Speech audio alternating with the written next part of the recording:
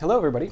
Thank you for joining us here today. We have two engineers from NuoDB who are going to share their elastic, scalable SQL database built for the cloud and how it runs on your Google Compute Engine.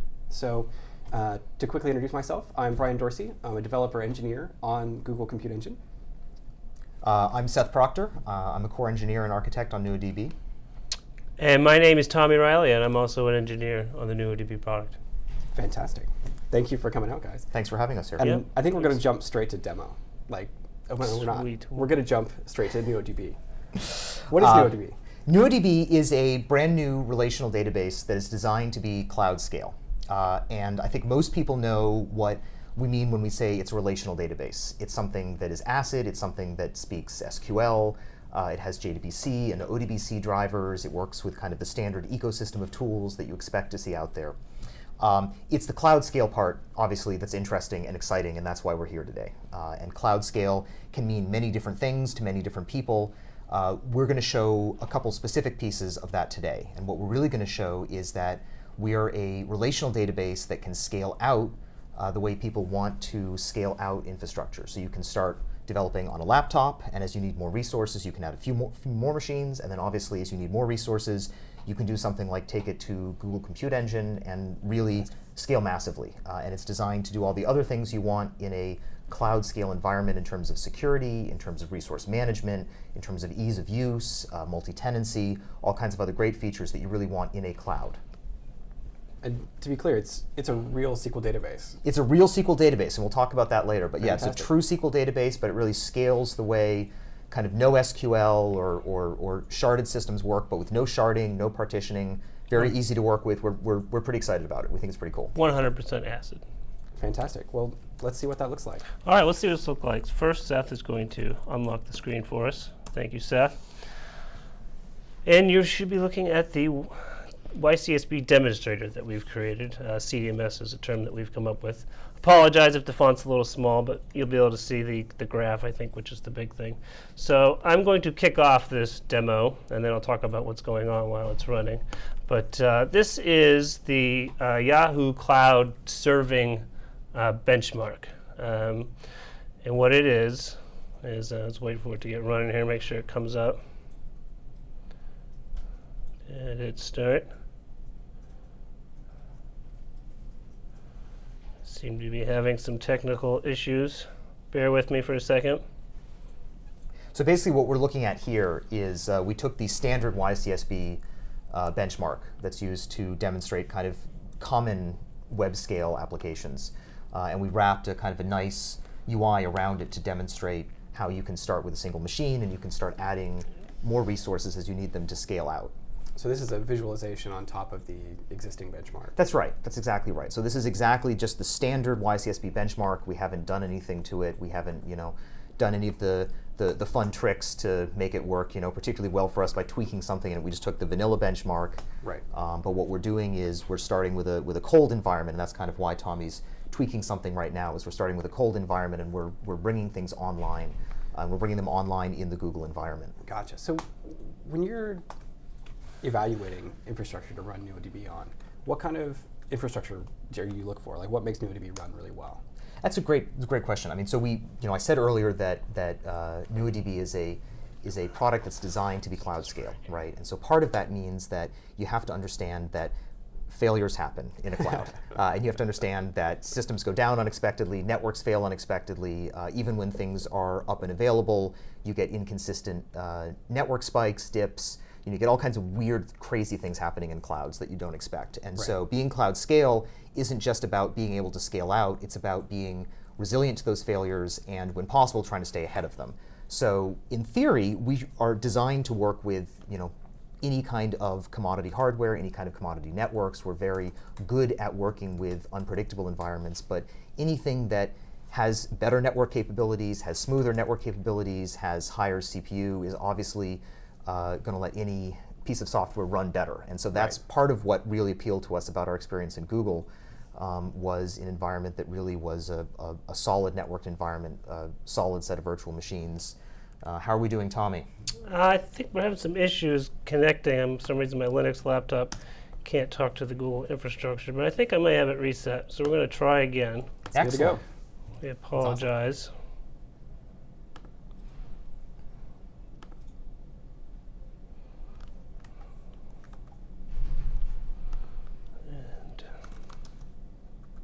And what you're seeing, describe what we're seeing here. Yeah, so what Tommy's doing here, in part of what you're Sorry. seeing, the plus side of getting to see this kind of working live is that you're seeing that he's really right there live on Google Compute Engine. He's in there, and he's been using a number of different tools as he's trying to figure out what's going on. He's using the web interfaces, he's using the command line interfaces. One of the things that's really appealed to us about the Google Compute environment has been how easy it is to work with on the command line. Just the simple utility makes it really easy to get onto instances, to provision them, to set up firewalls, to kind of monitor what's happening. It's a really straightforward, really nicely streamlined way of just getting running with the environment, and then being able to run between like a Mac environment, a Linux environment, a Windows environment, just get running. Everything works the same. Everything just works the same. Yeah, and it's really easy. It's really nice to be able to see everything in one place. The documentation is just like super streamlined and just makes it a breeze to get up and running. I think from the first time I sat down and actually started playing with it to the time I was running was just a few minutes. So that was great. And it works really well with the NuoDB model we have, because part of what our software provides is not just the database, but it's all of the management and provisioning around the database. Being a cloud scale database means being easy to provision hosts, easy to get the software running, and so it's a really nice match between the provisioning and management model in GCE and the provisioning and management model that we have in NuoDB. Awesome. Seth, that was a wonderful job of covering it for me. Thank Sweet. you. We have the demo And running. we're back. We had some technical issues, but we have those resolved now. So we have the demo running here for you guys to see. Let's do So it. what I've done is I've started the YCSB client on one instance. We have 32 instances in the Google Cloud running, but we'll start with one. So the NuoDB database is provisioned across those, but right now I'm just running one of our database transaction engines and one YCSB client. You can see here with the little green icon, that's my GCE instance. And for this benchmark, which is the YCSB B workload, it's 5% updates, excuse me, and 95% reads. We're getting roughly, 50 to 60,000 transactions a second. So we have a button here which will start another transaction on the next instance, and then also start a client to hit that. So, Right. So just to be clear, what's happened is, this is what we were talking about, the managing, right? Tommy has provisioned a number of hosts, but has only actually started a database process running on one of them. And so what he's going to do as this demo runs, is he's going to start new processes that will come up cold, will automatically just start talking with the existing processes, and as that happens, you should see this graph scale. Right. So if we go back to the graph, we'll see that with two instances, we're running pretty much very linearly twice the number of transactions we were running with one. So that's kind of the point right there with NuoDB. There's a lot of databases that can't just make that one step from one machine to two machines. We made that step relatively quickly, and we've shown the scale. So I'm going to go ahead and crank it up to 4 now and demonstrate some other things I'd like to show you guys. Interacting with the Google Compute Engine and the NuoDB process is very similar. Google Compute Engine has this nice command line tool, nice little Python tool that allows you to see all your instances. So here I've listed all our instances. It has 32 instances of our database, and I'll show the web UI as well. But then, not to be outdone, NuoDB also has a command line tool. And now here I'm showing, hopefully the font's big enough once again, all of our agents are provisioned. Our agents are just management agents that don't actually run the database, but they control starting and stopping it and monitoring. And then down below, you'll see that we have 4 transaction engines running on 4 different hosts, and then 1 storage manager that holds the actual disk. So that's the command line tool. And then I'm going to switch back. And these are the 4 instances we should be seeing the graph on right now, right? Yeah, so we're looking at the graph now, and you'll see we had step 1 was, like 60,000 or so. We went to step 2, where we got up to 120. Now we're at now we have 4 instances, and we're up to 250. So we'll go ahead Excellent. and Just keep cranking we'll it go up. to crank to 8. Yeah. We're developers, so we're big fans of powers of 2, so we're going to go to 8 next.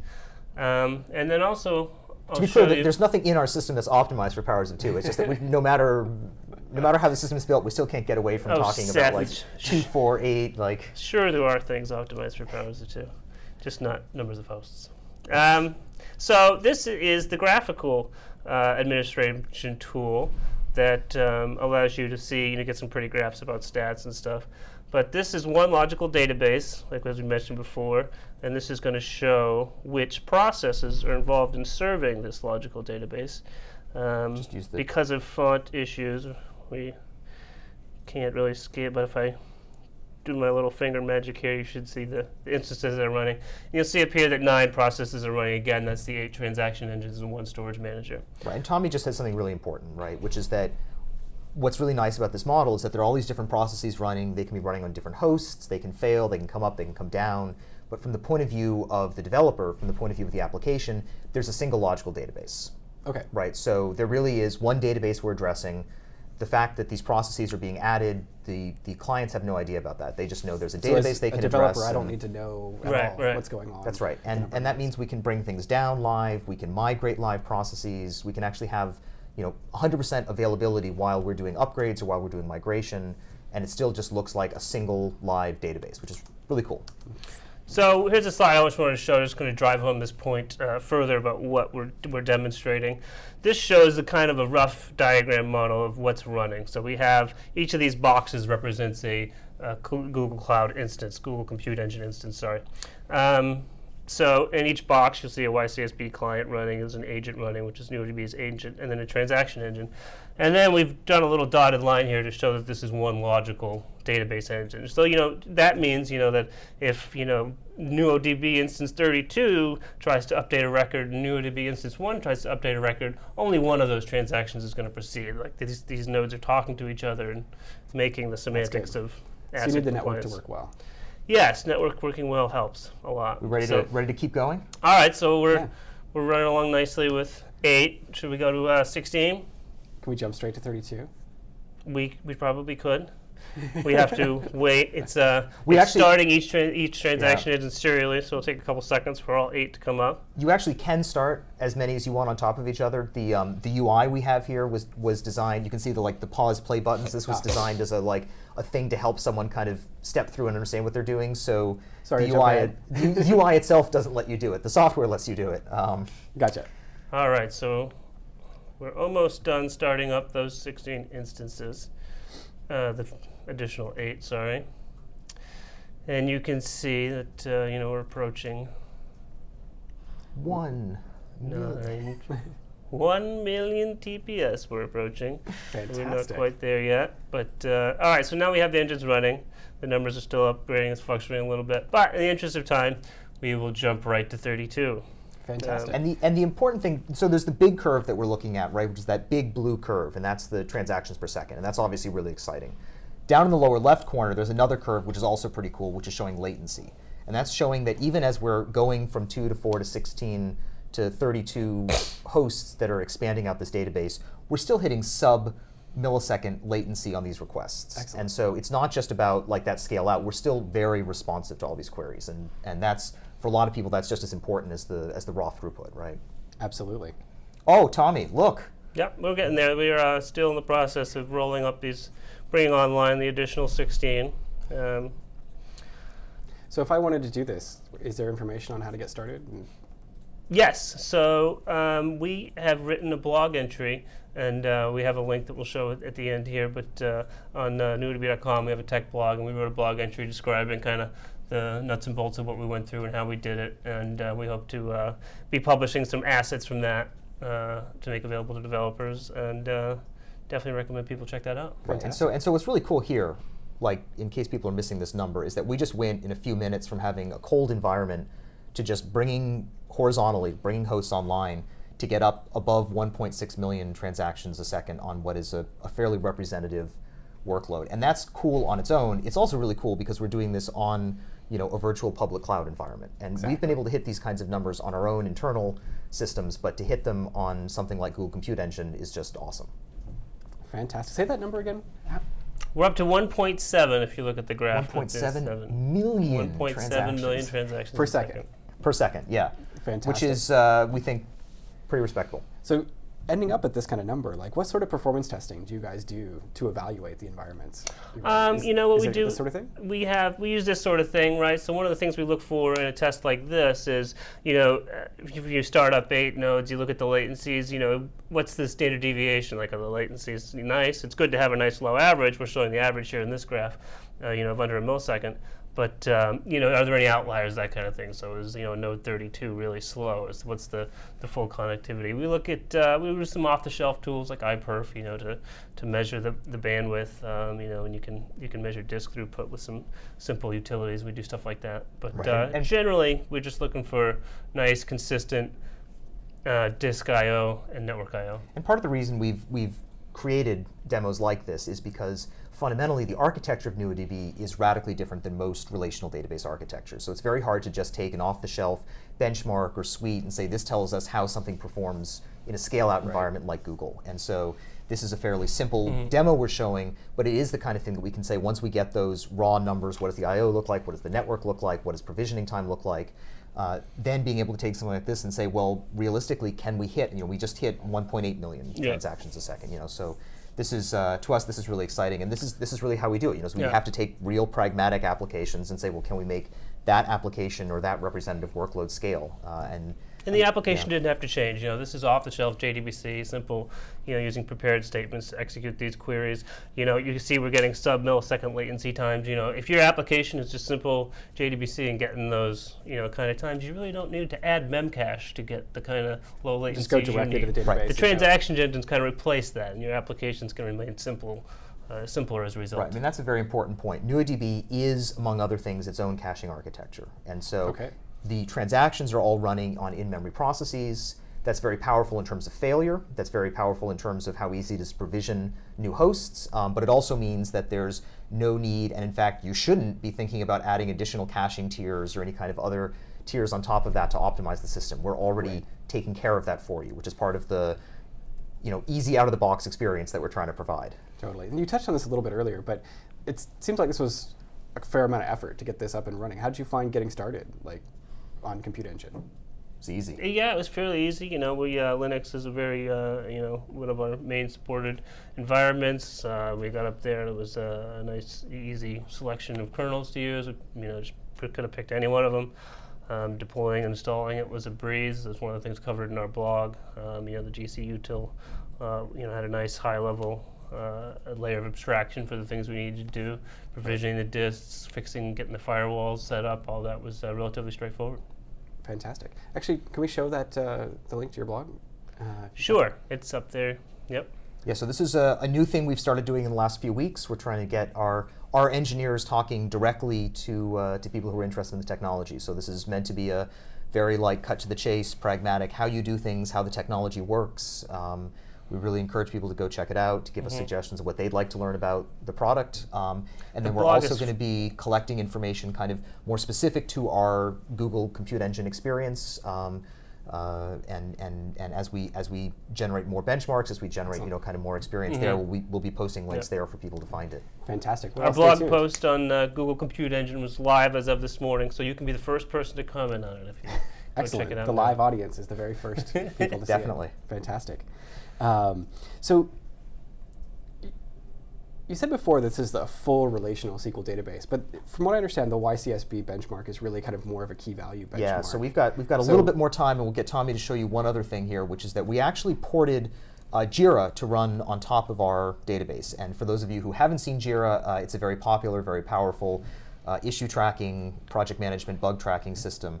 And so we actually run it internally. We run our Jira instance on NuoDB. It was only a few hundred lines of code to get that going, and most of that was just kind of writing the standard adapters that they expect. So it was really a pretty easy out-of-the-box experience. And what we have here is actually an instance running on Google Compute Engine. You should see the results. This is a frozen, older version of the actual NuoDB production bug base. So I can log in and see a bug. Reopen an issue that might have been closed, and I'll assign that to my boss, and it will be saved. And this is running on the Google Cloud. We took the snapshot and we just deployed it, and it was literally like one morning we got this running and it's done. And if anyone's used Jira anyone's had to deploy Jira, they know that there's a lot of SQL that just happened under the covers when we did to make that all work. Yeah. So real database. Real database, yeah. Any last comments you guys would like to make? No, just this has been an awesome experience working with Google. NuoDB is this really different architecture. It scales out. It really can take advantage of compute resources. It's really easy to work with, but it needs something that in turn is an easy provisionable environment, and that's been our experience in Google. It's just that's just awesome. So we look forward to continuing to work on that, and we'll be publishing more as we go along. And we encourage other people to check it out. It's great. Go try NuoDB on Google Compute Engine. It'll be a good experience. Yes, well, I can't say it any better. That was fantastic. my thoughts exactly. So Seth and Tommy, thank you both for coming in. Great. Thanks for having us. Thank here. you all for watching.